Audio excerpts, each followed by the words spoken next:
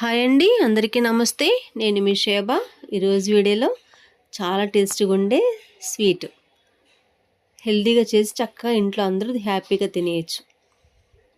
హల్వా తినాలనిపించింది అనుకోండి, చక్కగా అన్ని ఇంట్లో ఉండేవాడితోని గబగబా చేసుకుని చక్కగా తినేయచ్చు అనమాట.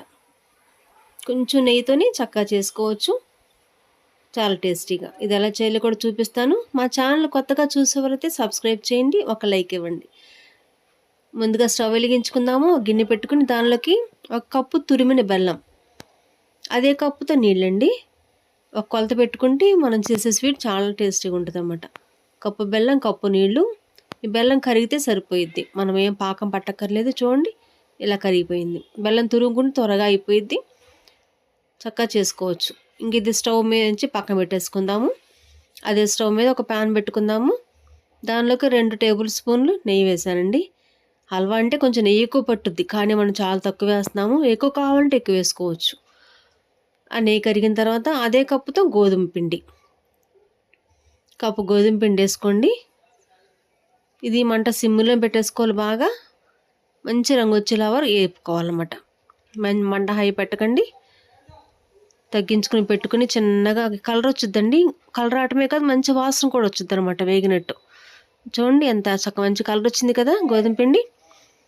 అలా కలర్ వచ్చిన తర్వాత మనం కరగబెట్టుకున్న బెల్లం నీళ్ళు కొంచెం కొంచెం పోసుకుంటూ కలుపుకోవాలన్నమాట. ఉండలేం ఉండకూడదు, దీంట్లో చక్కగా కలిపేసుకోవాలి. మనం బెల్లంలో నీళ్ళు ఎక్కువ పోసామనుకోండి, స్వీట్ చేయడానికి కొంచెం టైం పట్టుద్ది. అలాగే కొంచెం తగ్గించి పోసుకున్నాం అనుకోండి, స్వీట్ కూడా చాలా త్వరగా అయిపోద్ది అనమాట. బాగా కలిపేసుకోవాలి, ఉండలేం లేకుండా మొత్తం బెల్లం పాకంలో కలిపేసుకోవాలి. చూడండి ఎలా కలుపుతున్నానో. మనం 2 టేబుల్ స్పూన్లు నెయ్యి మాత్రం వేసాము. నీకు నెయ్యి ఎక్కువ కావాలనుకోండి, అరకప్పు పైన వేసుకోవచ్చు అనమాట. నెయ్యి వేసుకుంటే అప్పుడు బాగా కనిపించుద్ది. దానిలోకి కొంచెం యాలకుల పొడి, ఇంకొక స్పూను నెయ్యి వేసాను అనమాట. ఇంక ఇది రెడీ అయిపోయిద్ది. ఇంక తిప్పేసుకుంటే చాలు, ఇంకా మేమేం చేయక్కర్లేదు. నెయ్యి కారుతా కనిపించాలనుకోండి, గిన్నె నెయ్యి పోసుకోండి.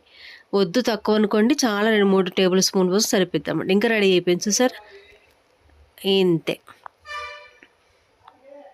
మా వీడియో నచ్చితే ఒక లైక్ ఇవ్వండి బాబు, ప్లీజ్.